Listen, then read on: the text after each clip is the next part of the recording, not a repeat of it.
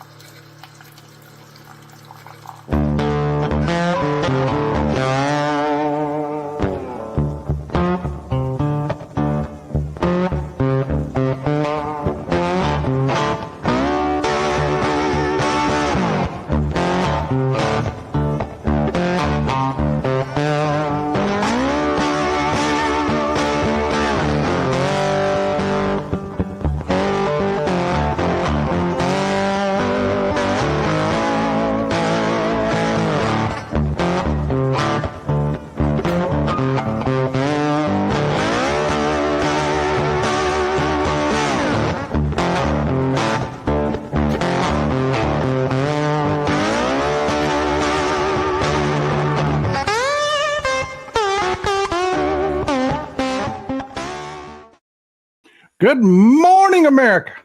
I am moving. I am excited. Let's talk about it this morning. Let's get right into it. This is Jeff Zents, and I know what you're saying to say, who the hell is Jeff Zents? You shouldn't know. Don't worry about it. It's going to be interesting. We're going to get there. When I circle around to it, you're going to understand. I just want you to know this is Jeff Zents, and if you know who Jeff Zents is, kudos to you. You are the rarest of the rare. Jeff Zents started out in corporate America. What corporations have figured out is that if you've got a problem or you've got a situation, changing market conditions, or you're just being outcompeted by a competitor, there's a couple ways you can do it. One is you go to your people and say, okay, let's look at what's going on and let's fix this. That is the wrong way to do it, because your people are invested in your systems and the way things work. Now, stick with me. I know this doesn't sound like Trump and politics and all that stuff. We're going to get there. We're going to get there. Okay. So in an entire industry, a profession has come about since the 80s, really, consulting. And what that is you hire people that are really good, really gifted at fixing crap. And you hire them with fresh eyes to come in. They've got no loyalty, no fealty. Just kind of like an example would be, you got Susie, who runs your shipping down on the docks. She's been with you for 25 years. Well, the consulting company you hire doesn't care about Susie. She really doesn't. Susie is very much invested in the shipping system that she's built. The consultant that you hired really only cares, what is your competitors doing? What does the market look like? They have no feelings at all about Susie. You've worked with her for 25 years as somebody running the company, so you're going to be kind of biased, right? So corporations figured out, hey, we need to hire consultants. And one of these consultant firms is Mercer and Company. They're one of the best. Another one is Bain and Company. They are one of the best. That's what they do. They come in, they look at a problem, they solve a problem. That is what Jeff Zents did professionally before entering government. Then when he entered government, you remember the rollout of the Affordable Care Act, the exchanges? Complete disaster. Remember, the websites were crashing. The layouts didn't make sense. Guess who they hired to come in and fix that? Jeff. They hired Jeff. Different company. Somebody said Bain equals Mitt Romney. No, different company. The consulting company, Bain. Anyways, I don't want to get lost in the weeds. They hired Jeff to come in and fix that. You remember after the first Trump administration, they absolutely botched the COVID response because nobody looked at practicality. What do we need? Getting the bottles, the needles, all of that. When Joe Biden became president, he hired Jeff. He was the head of his COVID response team, his coronavirus response team. Yeah, Jeff did that. We like to say Joe Biden came in and he's effective and he fixed this and he gets things done. Well, I got news for you. Joe Biden doesn't go out and personally fix shit. He doesn't. He's surrounded with people like Jeff. Jeff is his chief of staff now. That's Jeff's new job. He's been his chief of staff since Ron Klain left. We were talking about the last few. When things get done, and again, you know me, I like to juxtapose the difference between Democrats and Republicans, why Democrats are better than Republicans. Biden is surrounded with Jeffs, people that are able to fix things, people that are able to do things. Now forward to our new government. This is Susie Wiles. She is the new chief of staff. This is Trump's chief of staff, Susie Wiles. Susie Wiles is not an effective person. Susie Wiles is not the kind of person that fixes problems. Susie Wiles is a campaign lizard. And if she looks a little bit familiar, if you're an old guy like me and a football junkie, she may look a little familiar. Her daddy is the guy here on the left, Pat Summerall. Yeah, her daddy is Pat Summerall. She was born with a silver spoon in her mouth. Her professional career has been entirely being a campaign lizard. That is what she does. That is who she is. She is a campaign lizard. What does that mean? What does that mean going forward for our country? Well, it means that the White House is no longer a problem-solving institution. It is not geared towards fixing things, running things. It is not an administration that is geared towards problem solving and doing the job of government. You heard me say that all the time. I'm a Democrat because Democrats just do the damn job. Republicans do not. The appointment of Susie Wiles, and yes, I said appointment. I didn't say nomination. I said appointment because, and let's get this out of the way now. Let's stop and clear this up because somebody thought it was, came after me because how dare I say their appointments, they're nominees. No, this legislature is a rubber stamp for Donald Trump. Donald Trump put a, whatever you call it, they do over on Truth Social out saying you will support recess appointments, period. These people that he have chosen will do the job. They're not going to worry about confirming anybody. So yes, these are appointments. These are not nominees. Now, it's chaotic. A lot of them are doomed to fail. So stick with me, okay? We're going to go through these one at a time, and we're going to wrap this up. And you're going to want to be here for the end when we wrap it up. But yeah, that's Susie Wiles. This is what it means that he's appointed Susie Wiles. The White House is going to be a fire hose of shit. It is. It's going to be nonstop campaign. That's what Susie Wiles is. That's all she's ever been. That is what you're going to see out of this White House. They're never going to leave the campaign footing. It is just going to be a fire hose of propaganda 24/7. That's what her appointment means specifically. Moving on. We got a lot of people to talk about. I don't have time to focus on too many people or too long on any one person. We've got a lot of people to talk about. This is Bill McGinley. Bill McGinley is the White House attorney. You remember Don McGahn. You remember Don McGahn? Famously, he was subpoenaed. He worked in the last Trump administration. Folks, the White House attorney doesn't work for the president. He doesn't. He works for the institution of the White House. It is their job to be a guardrail to any administration. in anything that they reach out and do that is illegal or will damage the institution, it is the White House attorney's job to say, don't do that. I am telling you directly, that is a crime. You cannot legally do that. Don't do that. That's why Don McGahn was subpoenaed famously so much, because of the conversations that he had with Trump and his administration, telling them that, the crap you're doing is a crime. You can't do that. That is not Bill McGinley. That is not who Bill McGinley is. Bill McGinley was a lawyer for the RNC. He does things like represent lobbyists. He is, again, a political lizard.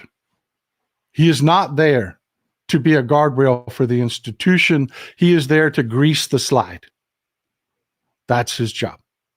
Again, what comes out of the White House, you can tell by these appointments, is going to be 100% a fire hose of shit. It is. You could tell by these appointments and who they are. Deputy Chief of Staff. Moving on. This is Stephen Miller. Okay. I started to fall into the same mistake I did with the campaign. Briefly, and I snapped out of it. The mistake I was making was I was like, look, this whole deportations thing, the camps, the whole thing like that, the money people aren't going to have that. They're not. They understand this crashes the economy immediately. The wealthy lose money immediately. Yeah, that's going to happen. This guy is literally sitting down the hall from the President of the United States. This guy is absolutely representative of the fact that this administration is going to go back to, you remember back in the 80s, there was that movie made by Cheech Marin, Born in East LA. The song came out of it. The whole plot of that movie was that it was a guy, just an American guy. He was born in East LA. He was at a shop and he got caught up in a raid and deported to Mexico. Where were you born, man? You remember they did it using humor, but it was a serious subject. It was a subject pointing out that we were abusing people, that these were just hardworking people. We were utilizing their labor, and here we are. We're just abusing them to keep our foot on their necks. And he did it using comedy. That was we are back to that and beyond. We are back to that and beyond because of Stephen Miller being Deputy Chief of Staff. He could have made Stephen Miller anything, just about anything. You can literally invent a title in the White House. The fact that he is Deputy Chief of Staff tells you, yeah, mass deportations are coming. This is really, really happening. This is not for show. Like I said, I was kind of deluding myself. And what I was saying to myself was this: look, we got a system. What they want to do is they want to take core civic, to build a camp, because core civic writes checks to Republicans. The Immigration and Naturalization Service that already does this job doesn't. So really, this is just a boondoggle just to take an existing system and privatize it, because that privatized system writes checks to Republicans. It's just a grift. I was kind of telling myself that. No, the appointments that they've made, no, this is really, really happening. This is Tom Homan. You've got Stephen Miller and now Tom Homan. Tom Homan will run ICE.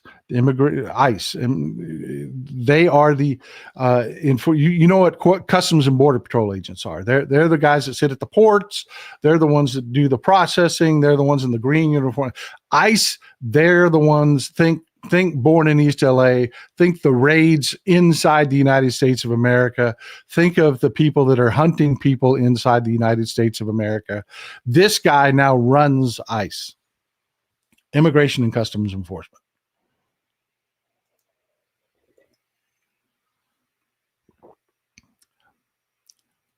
This guy was originally appointed by Barack Obama, and he was a problem. And he was a problem. And this is something that we could tell, these middle of the road, Barack Obama was not a left-wing candidate. He was right of center. He appointed people like Tom Homan.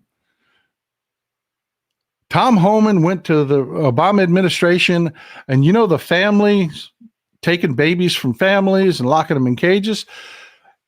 He told them he wanted to do that. And they said, no, you can't do that. You cannot do that. No, we're not doing that. They said, look, we'll build facilities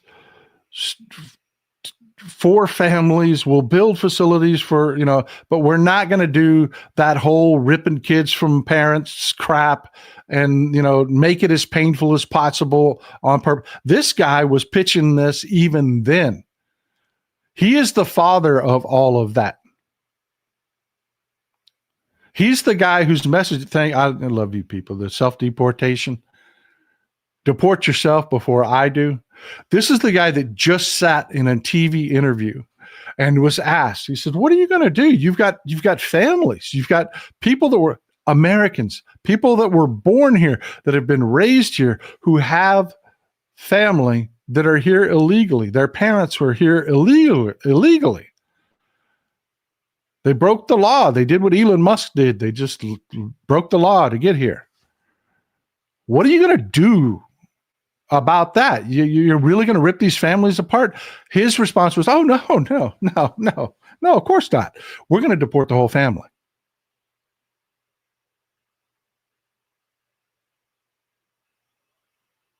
No, we're going to deport the whole family, Americans and all. So yeah, he is really running ICE, and this is his boss. If you are new to the show, you may have missed the show. You might want to go back and watch it. I did a show on what is happening at Homeland Security is so incredibly important and has historical references and why they are so deadly focused on gutting Homeland Security. Tom Homan is under Homeland Security. ICE is under Homeland Security. This is the new director of Homeland Security. It is Puppy Killer. It is Puppy Killer, Kristi Noem.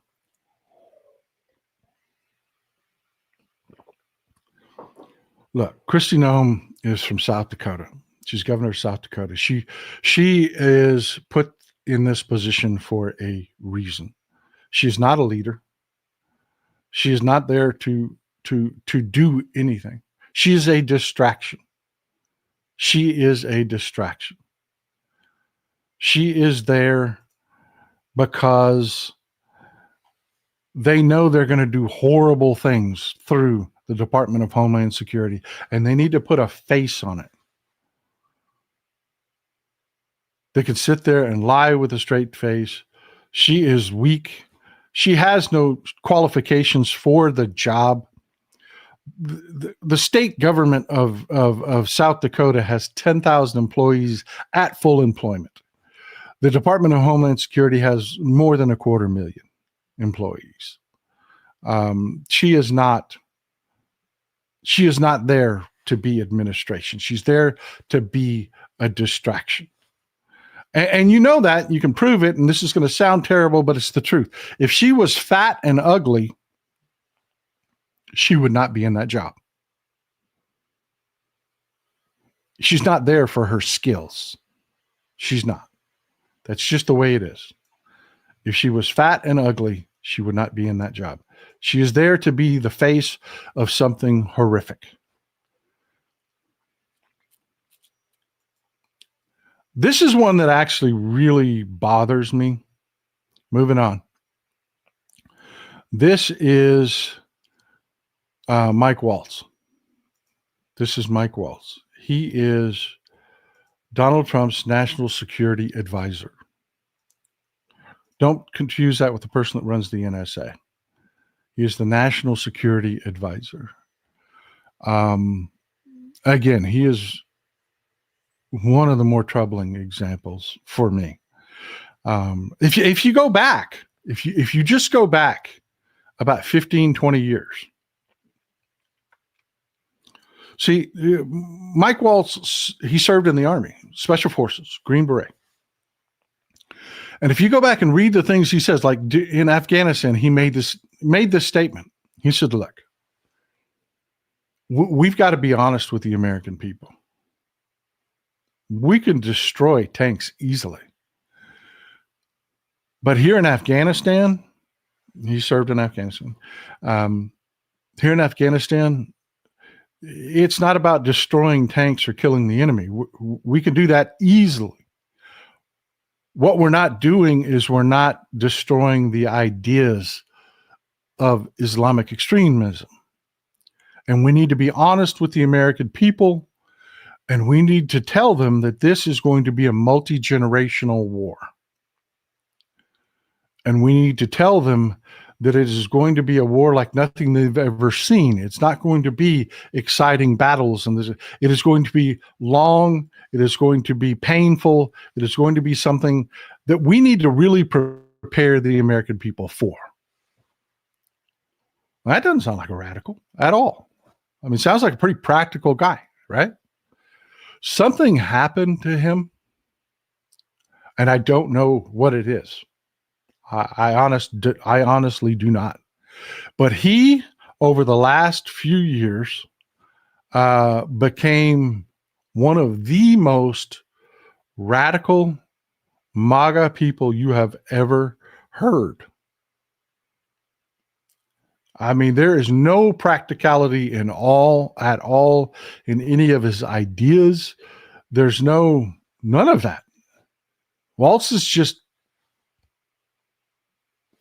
anything Donald Trump wants is good. I mean, that's his qualifications. Really. That's how he got the job. He's not qualified for it. He left the Army as a colonel. Okay. You that have served, you understand where a colonel fits into the operation. He's not a flag officer. He's not a big picture guy. He is not a military policy guy. He doesn't have those chops. No, he's there because he is a radical Trumper.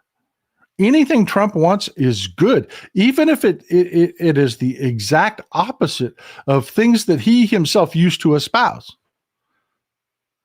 There is no practicality in that man anymore. And he is, again, in the West Wing of the White House, literally down the hall from Donald Trump. And he is a rabid anti-Ukraine, cut off all support for Ukraine, anti-NATO guy now. This shows you this is serious. This is really happening. We are really leaving NATO. We are really abandoning Ukraine. We are. And for our European audience, hear me when I tell you these things. This is why we're going through these people. And if you think that we are not 100%, 180 degrees turning our back on our allies and Ukraine and NATO, this is your new UN ambassador.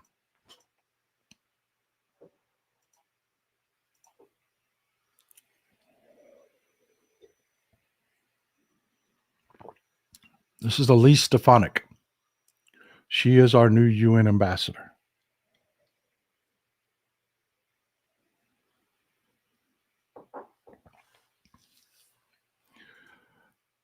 There's never been anyone more unsuited for the job as Elise Stefanik. At all.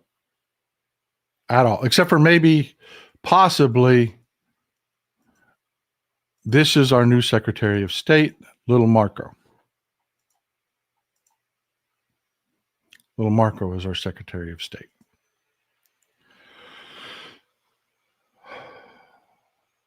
Elise Stefanik and Little Marco should tell you that this administration has no use for diplomacy. at all. Marco Rubio has no skills as an ambassador. Let's compare him. Anthony Blinken. He is an ambassador. He was our ambassador to Hungary. He has the skills. He understands what the job of a Secretary of State is. It is a representative of the President of the United States. Anthony Blinken can sit in a cabinet meeting with the President of the United States, and the President of the United States floats an idea that is diplomatically foolish. Anthony Blinken has the skills and the chops and the wherewithal and the respect to be able to say, Mr. President, that is a bad idea. And this is why it's a bad idea. And the President of the United States will listen to Anthony Blinken. He may not do what Anthony Blinken says, but those words will be in his ear. And if things start going badly, he will have that counsel in his ear. Marco Rubio brings none of that to the table. None. There's no one that believes Marco Rubio is some sort of policy expert on anything. There's no one that believes that he understands how to be a diplomat. There's no one that believes that he's well, look, let me give you an example, a perfect example. This is his counterpart in Russia. This is Sergei Lavrov. Sergei Lavrov speaks 5 languages. There's a lot of crap in Russia that's worthless. As you've seen from their military, it is just rotten, useless. They are broken. They are corrupt to the core. Yeah, that is not Sergei Lavrov. Their diplomatic corps is top notch. That's why they're able to do what they do in Europe, why they're able to do what they do here. Sergei Lavrov works hand in glove with their intelligence agencies, and they are highly effective. I mean, hell, they've been able to dominate Iran and make Iran think it's their idea. You know, they got Bashar al-Assad in Syria to basically commit suicide. Politically, literally carve his country into pieces. Does anyone think that Marco Rubio is on par with Lavrov? That as a country, now we have Marco Rubio basically competing with Sergei Lavrov? This is Wang Yi. He's essentially the different title, but essentially the Secretary of State for China. This is Wang Yi. Again, lifelong diplomat. I don't know how many languages Wang Yi speaks, to be quite honest with you. Some will say 4, some will say 8, some will say, I don't know. But he is exceptional at his job. He is just exceptional at his job. And again, this just to circle back to Waltz and why Waltz is such a problem. Again, something radical, weird happened with Waltz. Waltz believes that he is rabidly anti-China. Look, the Biden administration understands what China is. China doesn't hide anything with us. They really don't. China is straightforward. So look, if it's in China's interest, that's what we're going to do. If working with you is in China's interest, we'll work with you. If opposing you and fighting you is in China's interest, we are going to oppose you and we are going to fight you. That's our relationship with China. It is. It's really understandable. Yes, exactly, Nancy. China is an adversary. They're a global adversary. They're not an enemy. Not Waltz. Waltz believes that we are literally in a Cold War with China. Folks, those tariffs are coming. The inflation, the wrecked economy. Waltz is testimony to the fact that this is going to be a frickin' disaster. It will not be business going forward. You know, a diplomat like again, Anthony Blinken can go to China on something that we disagree on wholeheartedly, like, say, Taiwan. And we can say, look, we disagree. Our goals are diametrically opposed to one another. But not having the conflict serves both our interests more than having the conflict. And China gets that. It's literally worked to this day. That's over. That is over. That is what that appointment means. That is over. Waltz is very, very, very troubling to me. And again, to stick my finger in the eye, if you leave the audience, I really don't care.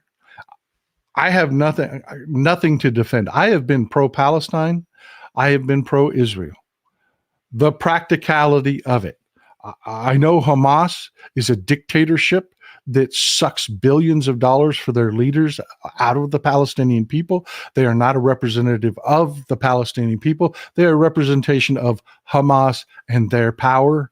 I know that Benjamin Netanyahu is a horrific, horrible human being that Israel is sometime in the future going to have to come to grips and deal with. He is not. He has literally destroyed the future of Israel. He has. They're celebrating right now on the far right in Israel right now, but they don't realize they've actually bored the holes in the foundation of Israel and set charges. They don't know that they've literally just done that. Because what the future means with I'm going to hurt some feelings here when I say this. Has anybody seen the folks on their social media with the watermelons on their profile? No, those kind of went away, didn't they? Because I told you those were Russian bots. Gone. Anybody heard out of Cori Bush? Anybody call Cori Bush a genius lately? What about Rashida Tlaib? Anybody heard out of Rashida Tlaib? You think she'll be at the gates of the White House when Trump's in office? Do you think she'll be at the gates of the White House throwing trash on the lawn?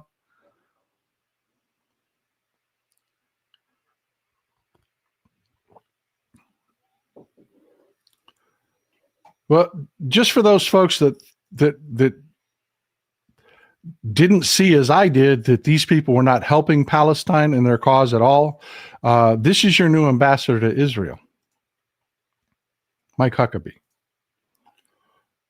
And just to refresh your memory, Mike Huckabee is a religious freak. I mean, he is literally a word for word in the Bible kind of Christian.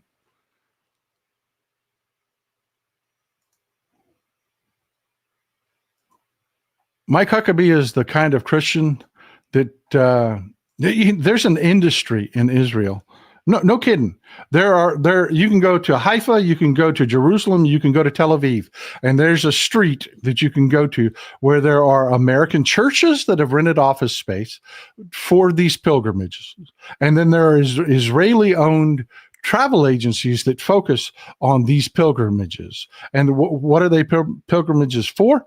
It's not to the Holy Land to just see the Temple Mount and all the embrace your history. Oh, no, they have specific pilgrimages to here. Mount Megiddo. This is Mount Megiddo. Mount Megiddo. To give you an idea where this is in Israel, let me back out. See Haifa here, Tel Aviv is here, Jerusalem is down here. This is Mount Megiddo. What's the significance of Mount Megiddo?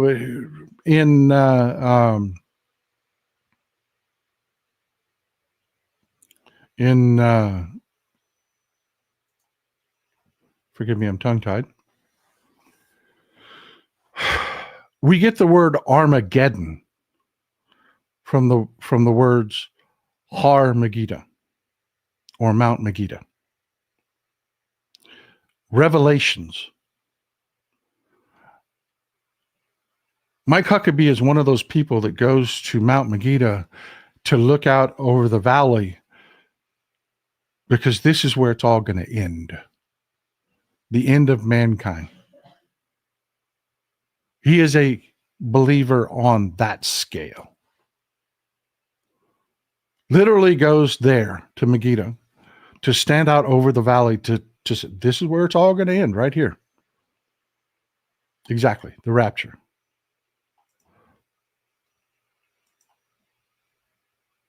That is the scale of which is now the ambassador to Israel. Self-identified Zionist, and I don't mean like just Israel should have its homeland.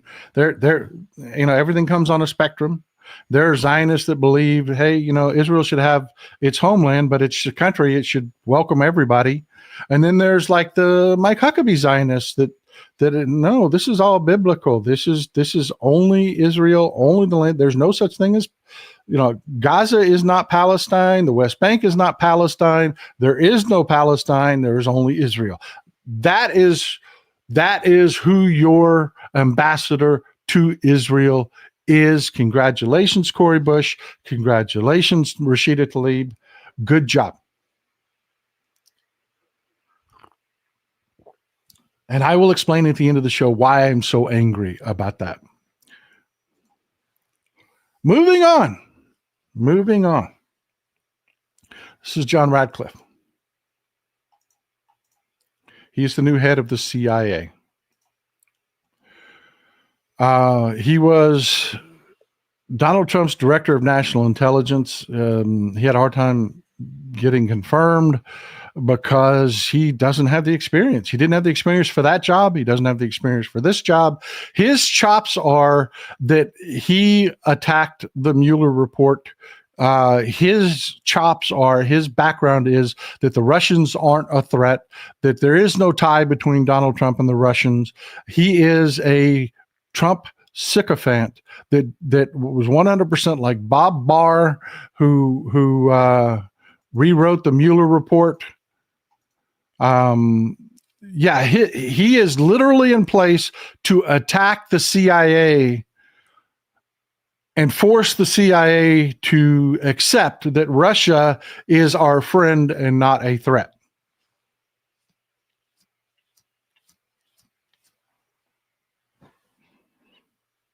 Are you starting to see the significance of these appointments?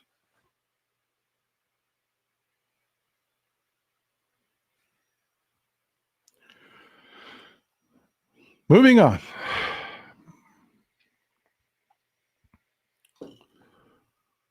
Make sure that I cover everything that I want to talk about on each one of them. This one, this is going to blow your mind. This is your new Secretary of Defense. This is Pete Hegseth.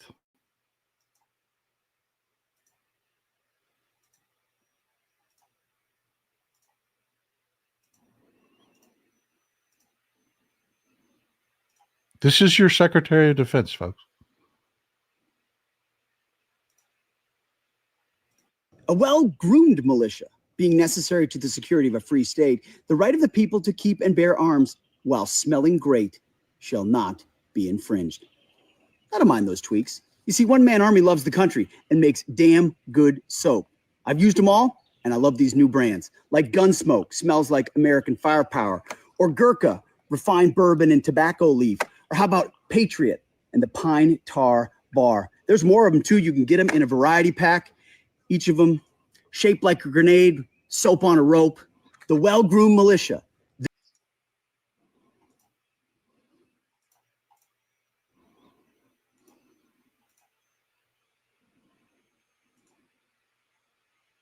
Yo, Independence Day is almost here. We're getting ready in the Hegseth household.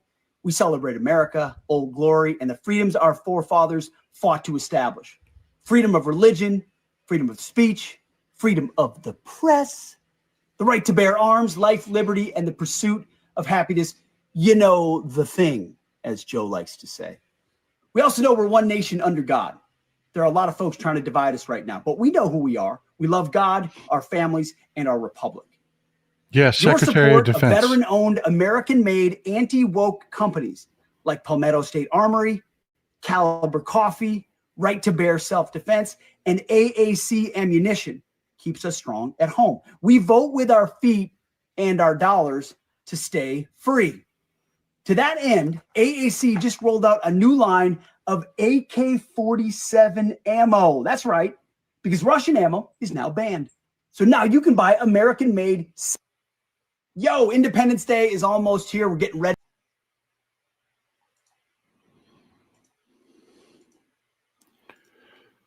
Our Secretary of Defense, Peter Hegseth. This is what he looks like without the stupid glasses on. He's a weekend host on Fox News.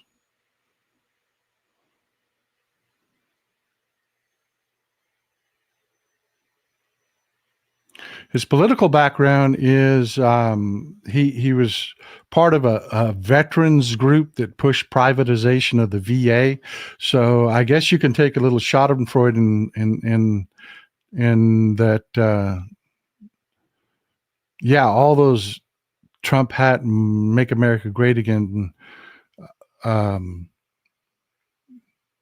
old men that voted for Trump that get their medical care down at the VA are about to see their VA privatized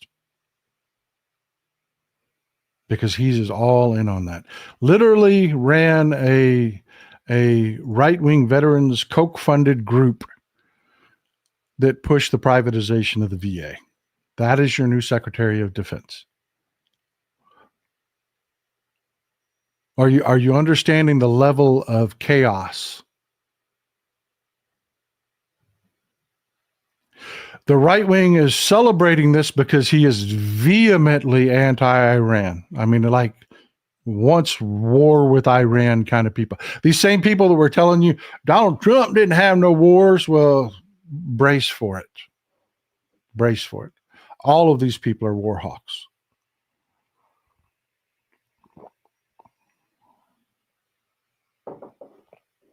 He is a clown.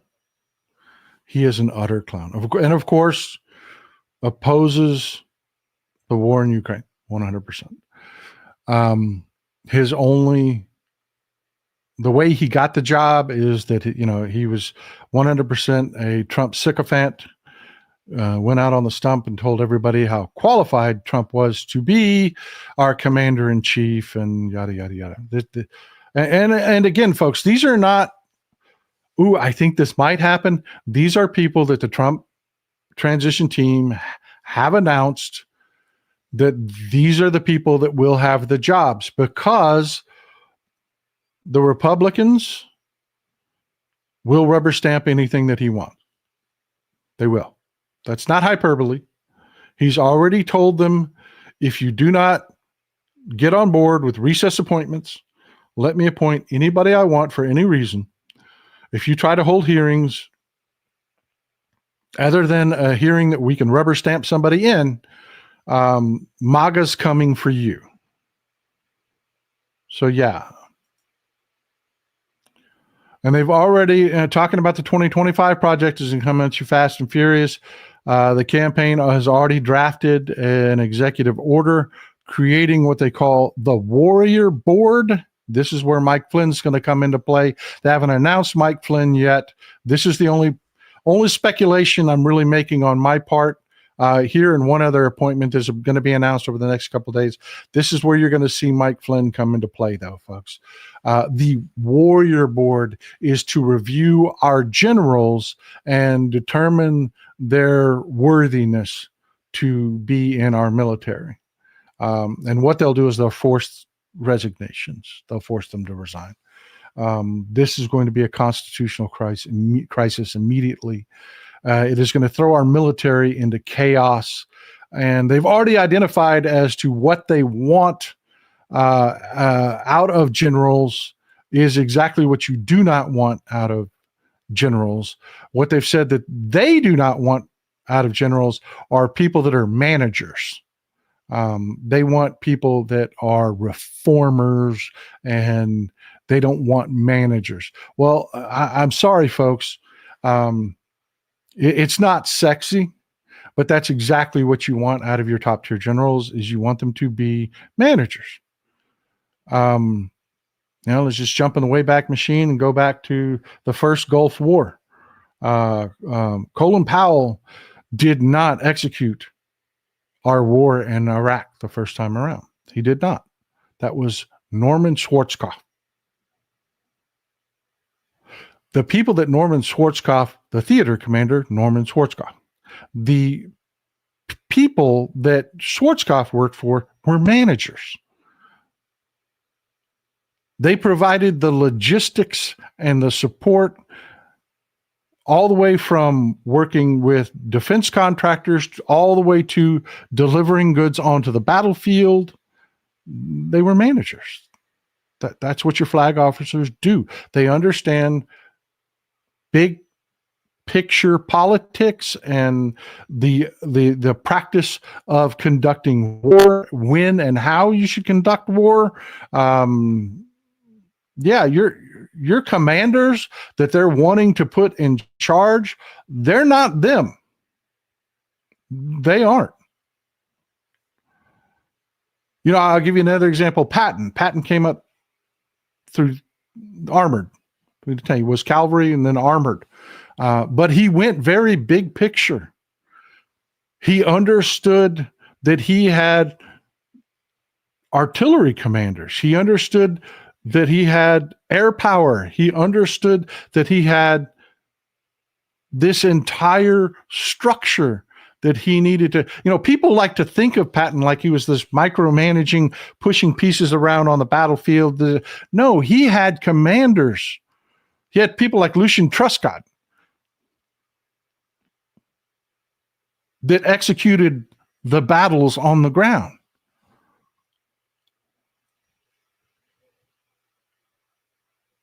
And these people are going to fire them fucking all and replace them with Trump sycophants, just like they did in 1930s Germany.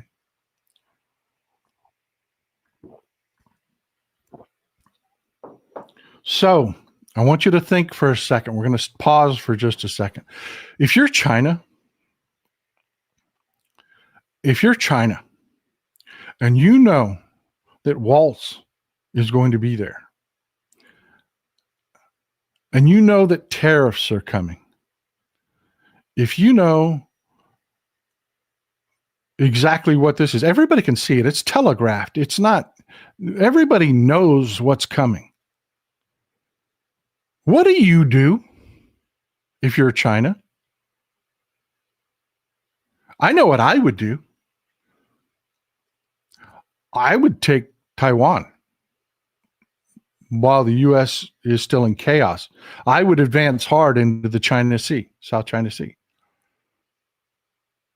while the U.S. is still in chaos, while they're gutting the Pentagon. I would. Those people are looking for a fight with you anyways. Why wait? Why not take advantage of the chaos? This invites aggression all around the world. We're going to be diminished diplomatically. We're going to be diminished militarily.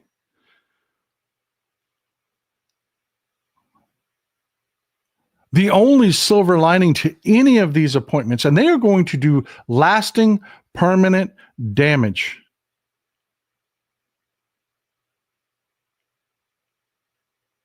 It will take literally 20, 30 years to win back some of the, there's a saying, you don't hear it here in the United States, but it's really common elsewhere. Opposing the United States is painful and dangerous. Allying with the United States is fatal.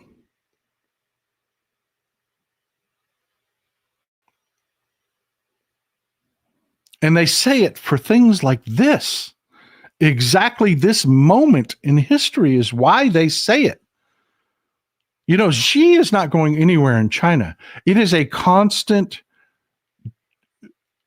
Their armada moves in one direction constantly. In Russia, Putin isn't going anywhere. In the United States, we can be the good guys for 4 years or 8 years, but then you get aggrieved, miserable, old white guys that vote for shit like this. And then our allies are left out floating in the wind. That's why Europe has been preparing. For our European audience, I am telling you, put your differences aside. Stop being Danish. Stop being French. Stop being Germany. Become Europe. You're going to need to be a powerful, consolidated force for your own defense. America, we will not be there. And we actually may be working for the other side shortly. So please be careful with the Neville Chamberlain appeasement. All of that. Know that you're going to need to work together more than you have ever worked together before. And this is what I mean. Moving on. This is the chaos that I'm talking about. The complete, unapologetic, gross grift. So these two morons, Elon Musk and Vivek Ramaswamy, are now going to head apparently an entirely new department. We've created a constitutional crisis now because this department does not exist. It has no statutory authority. They're just going to conjure it out of thin air until their sycophants in the legislature can force it through, which we don't know if they're going to be able to force it through. We're still seeing but I'm going to get to those election results at the end of the show. But yeah, this is how you can tell this is such a stupid freaking grift. This is just going to leave your mouth hanging open. Okay. This is the headline. Trump appoints Elon Musk and Vivek Ramaswamy to lead the Department of Government Efficiency. Department of Government Efficiency. Where do you think that name came from?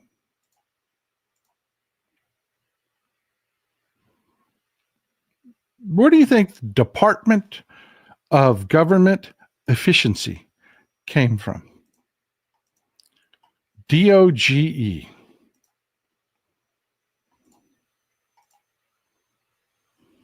It's the name of Elon Musk's Bitcoin.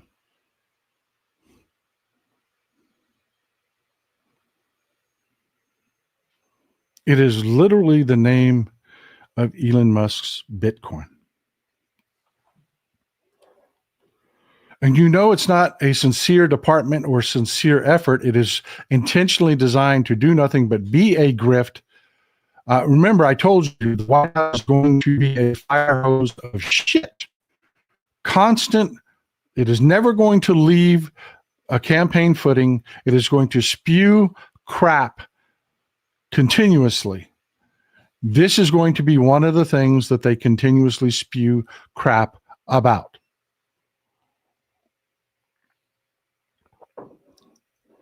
And it's not serious because it's got two leaders? Really? You can't do that. There's a reason every department has one leader. If it's an actual department that actually does anything, it has one leader. This one has two. This isn't real. This is a joke. This is meant to sow chaos.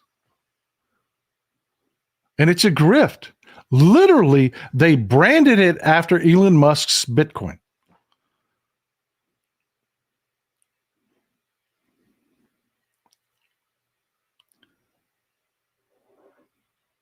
It's insanity. And again, I want to pause the show for a second and talk about the media. This chaos, I never let you forget it. If you watch this show regularly, I reminded you constantly with real-time examples. This is the chaos that these people are. I am a Democrat because we are not this. We appoint people to do jobs. For them, it is always this chaos.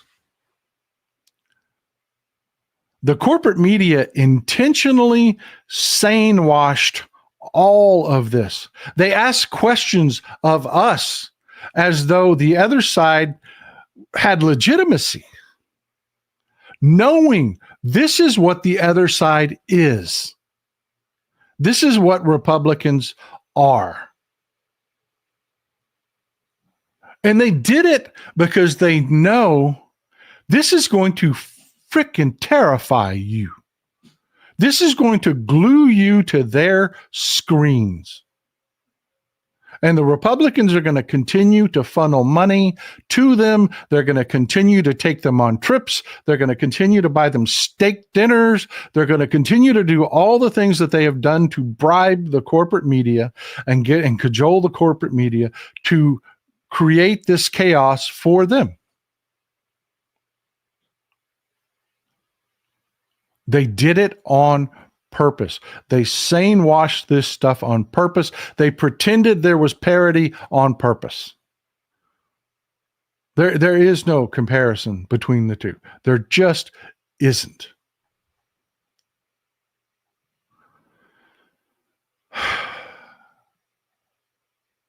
There's no Jeff Zents on the other side.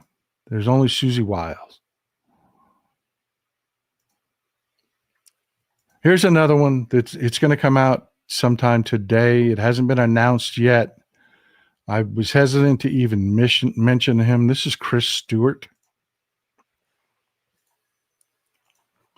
He is likely going to be Trump's. The others, everything I've talked about before, have already been announced. They are in the job. Whether they have to be recess appointed, they are currently the appointee. This guy is yet to be announced, probably today or tomorrow. This is Chris Stewart. Again, Republican politician. He was a fiction writer. He writes those crazy books where they're not based in history, but the right wing, they're not based in reality, but the right wing talks about them as though they're like some real political, they always have the word freedom in the title.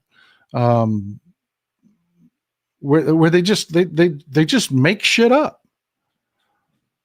They just make. I tore a video apart the other day that was making the rounds on the right wing, talking about why the Ukraine war was our fault because we unilaterally pulled out of the anti-ballistic missile treaty, and all the morons on the right wing were like, "Yeah, they just wanted to build more missiles." Like, no, you dumbass, the anti-ballistic missile treaty. That is missile defense. That is not make more missiles. That is missile defense.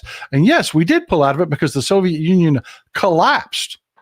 That is a significant problem with any agreement that you have, is when the other country goes away.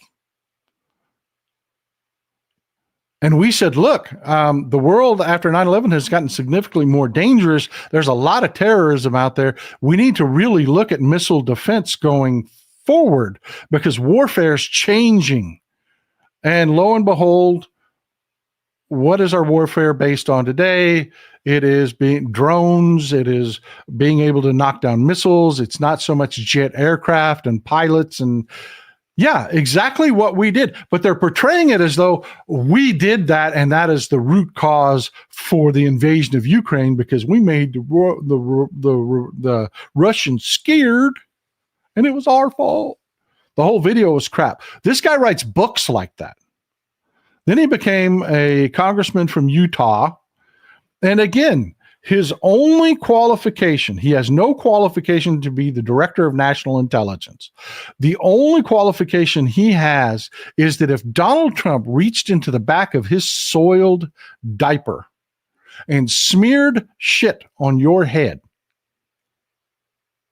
Chris Stewart would run to the nearest camera and praise the benevolence of Donald Trump for caring about the quality of hair for Americans, and that he's giving out free hot oil treatments. He does not live in reality. Yes, the DNI, he's going to be the director of national intelligence.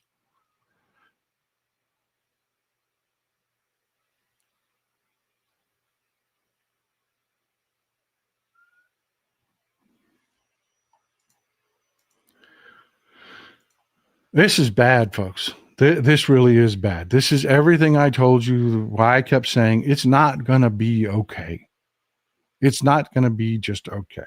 And yeah, your relatives, my relatives, people we know did this. They asked for this. A lot of them deluded themselves and thought that somehow Republicans weren't this, but they have been this since Reagan. They are not the party of competence. They've always been the party of run your mouth, not do the job.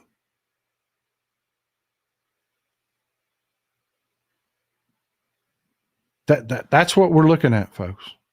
And yeah, the damage to us, to Europe, to the world, it is going to be permanent. It won't be fixed in your lifetime. And they did this by choice.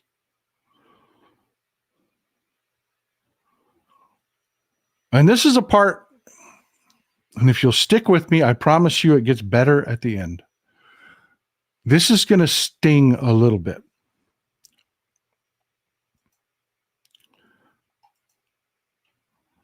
These are the election results as they stand right now during the current tabulation. Kamala Harris has 72.4 million. Donald Trump has 75.5 million votes.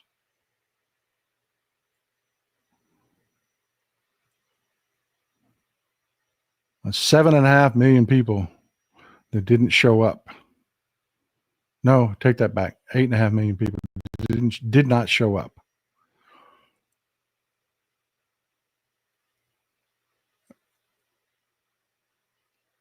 And I'm going to tell you a couple reasons why they didn't. This isn't everything.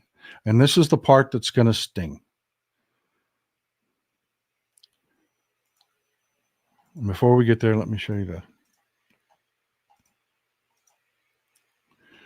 This is the House. 218, you have control. These are the races left outstanding.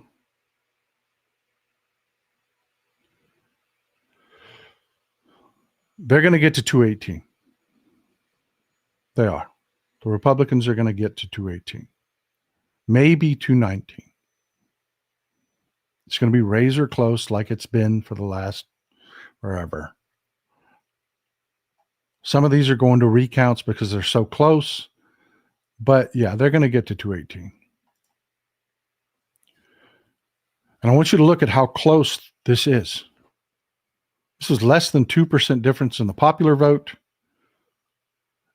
If you go to the swing states, they're razor close. And I'm going to give you just two things. And you're going to need to accept and remember who the hell I am and what I've stood for, because I'm going to tell you some things that they're going to be painful. They are. Okay?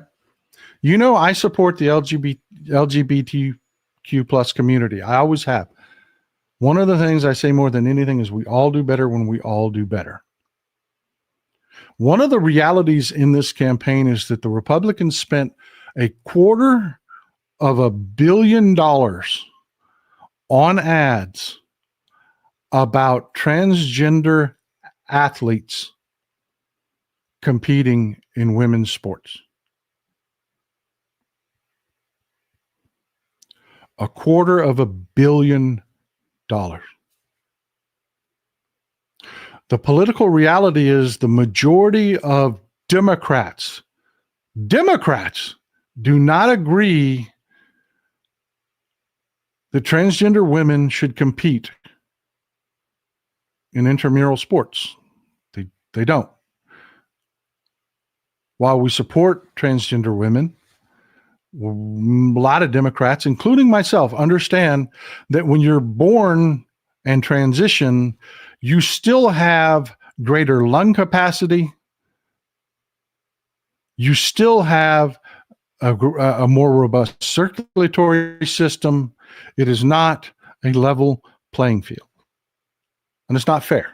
It isn't. And we died on that hill. We did. They ran $250 million in ads, $250 million with a B dollars in ads on that subject. Do you want to know how many people this affected?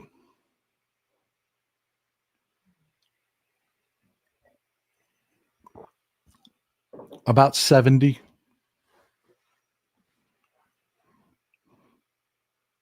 About 70 people. Nationwide, it's about 70 people.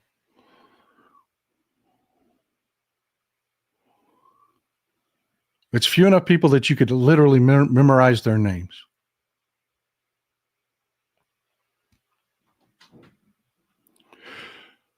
Now, the good news is the overwhelming majority of us are where I am. I absolutely think that transgender people should be able to live their lives just like the rest of us.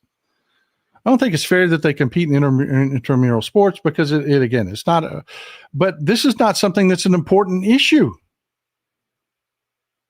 It really is not.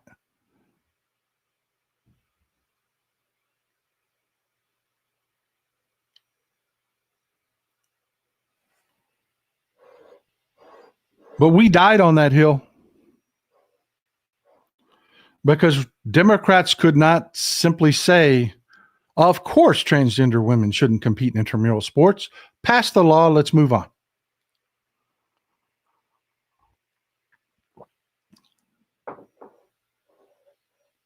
And I'll tell you another one. And I said this before. And again, this is where some of you are going to get mad at me. It's okay. It's okay. Part of being a ride or die Democrat doesn't mean that we all disagree on, we all agree on everything. It means we fight for our beliefs and what's right. But when the election comes around, we stop looking for perfect. There are people wringing their hands. They're like, why didn't people show up? What went wrong? This, that, and the other. Well, I'm telling you, it was this close. You're talking about razor thin margins here, folks. Literally razor thin.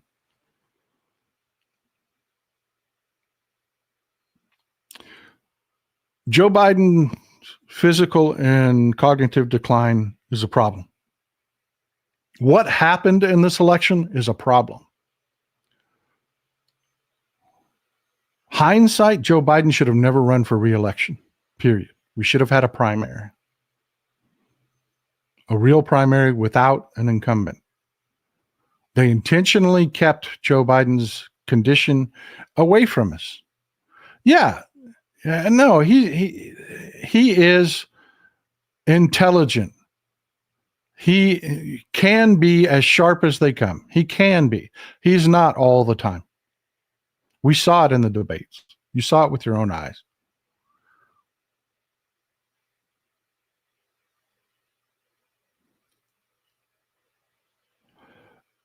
You know, I told you when we were talking about replacing Joe Biden, I was like, look, historically, this doesn't turn out well. You can't create a campaign in 3 months. Well, you know what? The Kamala Harris campaign couldn't combat all of these issues. There are people out there. The reason I'm talking about this is they're interviewing people saying, why did you vote the way you voted? Latino men voted the way they voted because they believe it's not going to apply to them. The immigration problems aren't going to apply to them. That is a fact. They believe that. And a lot of them are actually biased against their, immigrants. They are. That is real. The transgender thing is real. There's a lot of people that just either A, turned out for Republicans, or B, didn't turn out for us over the transgender issue that affected 70 human beings. And I want you to juxtapose that to everything that's about to happen throughout the entire world. Then there's another thing that is coming up, and it's what I talked about with Kamala Harris. And one of her greatest challenges is that she is a prosecutor by trade. She has a prosecutor's cadence, and she has a very nasal tone. I told you she worked very hard on that. I showed you clips where she worked very hard on that. The postmortems show that it bothered a lot of people. It did. You're talking about dumbasses that don't understand the significance of what they just did. But when you're talking about these razor thin margins, little things like that are the difference between winning and losing.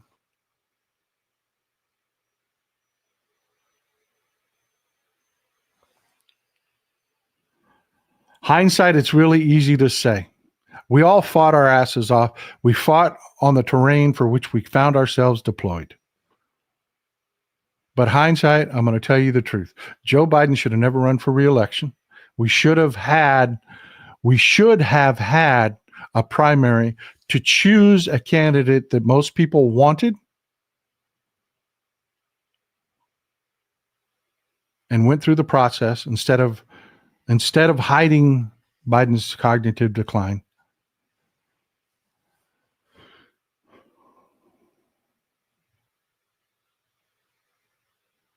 And we got to stop dying on these fights that are just accept the people that you want voting for you as they are. Or you end up with a Secretary of Defense that sells soap on a rope.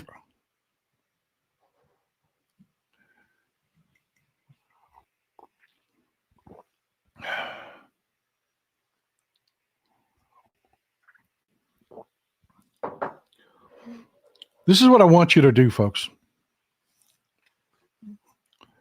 What do we do going forward? What do we do? Okay, DC, we're screwed. We are. We are just screwed. The Republicans have said, look, we don't give a damn about norms, fealty, institutions, none of it. DC is going to be a political bloodbath. It is. It's going to be awful. The good news is, if I had to give you a silver lining, I will tell you, these are not effective people. They are not. Yeah, they want to do and are going to do horrific things. They're not going to be really freaking good at it. And there's a thing in politics called riding the backlash, and the Republicans have honed it to an art. You know, the aggrieved white guy? Best economy in the world, leading the world, in the freest country in the world, but you got a whole crop of aggrieved white guys that can't go through the day without being armed and feel like they're put upon, even though they are the most special little princesses in the world. Yeah, they're really good at that. It's called riding the backlash. Pain is an outstanding motivator. And these people are failures from the get-go. This administration that they have chosen is doomed to failure. Our position in the world will be greatly diminished. Our military will be greatly diminished. Economically, we are going to immediately see, it's not going to take 2 years.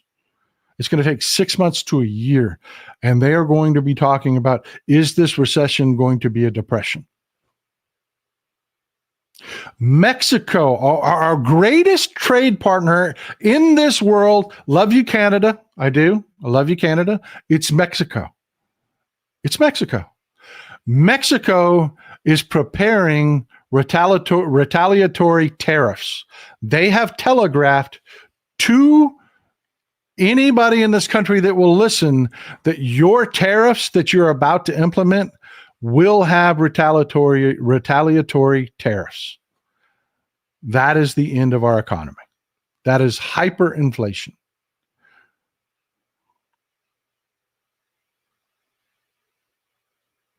This is all coming. This is all coming. So here's what I need you to do. You know, I've put out a couple of videos saying, look, prepare. I'm going to walk you through the preparation step by step by step by step. Step one is today. You are no good if you are exhausted. You are no good if you are afraid. You are of no use if you are in a panic. What I need you to do is exactly what I'm about to do. I need you to take some time off. We own the White House through January. Take some time off from all of this. Unplug. It's not going anywhere. Go outside, touch some grass, get some sun on your face, eat a good meal, do your nails, do something good for yourself, but take some time off. I'm going to do that. I'm going to be gone for 2 weeks, folks. I'm taking 2 weeks off. I decided that I was going to do that sooner rather than later. Couple things happened. I had a couple engagements. The latest one was this. Somebody put out a meme. I was looking for a distraction, something that wasn't this, because I have to think about this all the freaking time. So I saw a meme, and what it was about pizza, about how Chicago pizza is terrible. And what the meme was, it was a little guy, a little gym bro with really big arms, holding a beer, all happy and smiling, talking to a girl, and the girl had like kind of half turned her back to him and was smirking, kind of laughing at him. And the caption on the meme was, people trying to convince you that Chicago pizza with raw dough and yada, yada, yada is good pizza. And she's obviously rejecting him. So I took that meme and I wanted to stir some shit, just a distraction, just some side shit, just not important. And I put a meme out that said, yeah, well, burnt pizza is burnt pizza. Looking at you, John's. John's is a pizza place in the Village in New York that serves brick oven pizza. Brick oven pizza sucks. It sucks. Burnt pizza is burnt pizza. Pizza is not something that is burnt to a cracker with some little bit of cheese and sauce smeared on the top of it. That sucks, right? You think, okay, this is stupid, right? The first response I had was how bad I was, and that this meme depicts a woman being intimidated and attacked, and that I need to take this down immediately. And how dare I? I did not react well to that, because when I looked at that meme, I saw a woman that was a foot taller than the guy that was talking to her, smirking at him. Didn't look intimidated to me, looked like she was just wholesale rejecting Mighty Might, and he was clueless to it.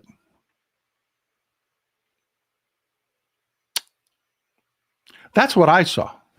Now, the person that was contacting me had a very different reality, obviously.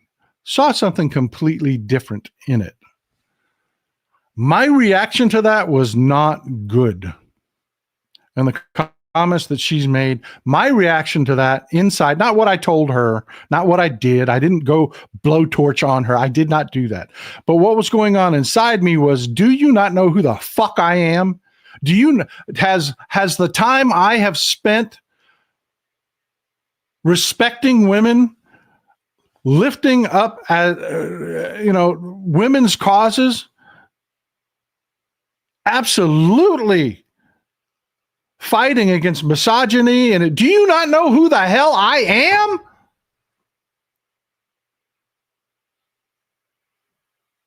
How dare you say that shit about me? And that is the wrong response, people. And I had that response because I'm raw and I'm tired and I'm not at my best. So I'm going to take a couple weeks off. I am. It's a perfect time. It is the best time to do it. I want you to please do the same thing. Do the same thing. I will be back. I am not out of this fight. We are in this fight together. And when we come back, what we're going to focus on is starting over again local.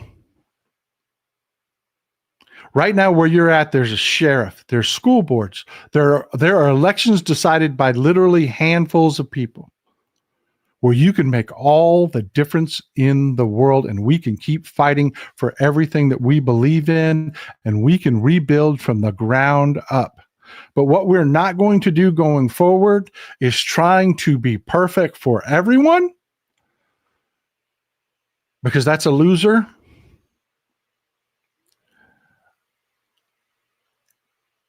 And we're just going to be smarter about the way we fight. Because we're not going to stop being who we are. I believe we all do better when we all do better. We just do. I believe that our LGBTQ plus friends and family should be able to love who they love and have all the benefits of this society that I and you do. I just do. It's who I am. I'm not going to stop being who I am. I believe the Palestinian people deserve their own homeland. And so do the people of Israel. I believe Russia is evil. I believe Vladimir Putin grew up. I know Vladimir Putin was a KGB agent in the Soviet Union. And his goal is to rebuild the Russian Soviet Empire. None of that is changing. None of that is changing. So, I will see you in a couple weeks. Thank you for being here. I love you, folks. Pretty please. Love yourself, care for yourself, recharge so that we can come back and we can nail it. We can get back in the fight. Enjoy some Texas cities at night.